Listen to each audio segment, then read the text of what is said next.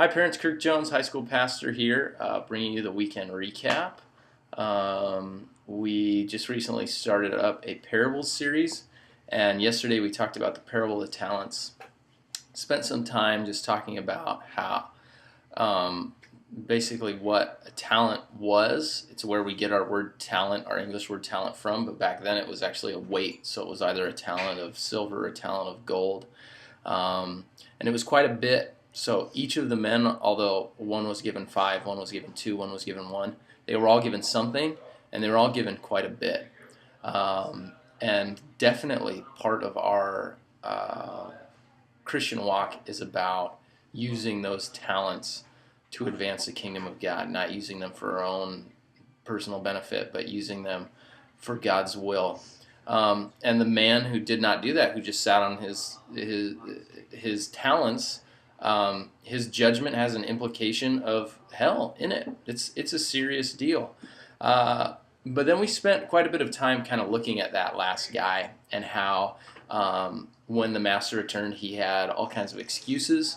He didn't really blame his laziness on himself, but on his kind of perception of the master and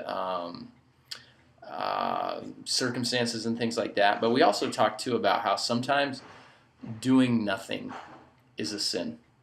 Sometimes just sitting there and not doing anything. We think, oh, well, I'm not out doing this, I'm not doing drugs, I'm not drinking, but sometimes just sitting on our butts doing nothing is disobedience. And a lot of times we are afraid of failing, so we don't go out and try, and that, by definition, in and of itself is failure. So the cool thing was that the man with 5 talents who went out and doubled his money, and the man with 2 talents who went out and doubled his money, both received the same reward. And so whether we've been given tons of opportunities and blessings, or whether we've been given just a few, God just wants us to go out there and be faithful. And at the end of our lives, He's going to say, well done, good and faithful servant. He's not going to say good and intelligent servant. He's not going to say good and attractive, good and popular, good and famous. He's going to say good and faithful servant. And that should be our desire. So, we're going to be continuing in the parable series for the next couple weeks, and I will see you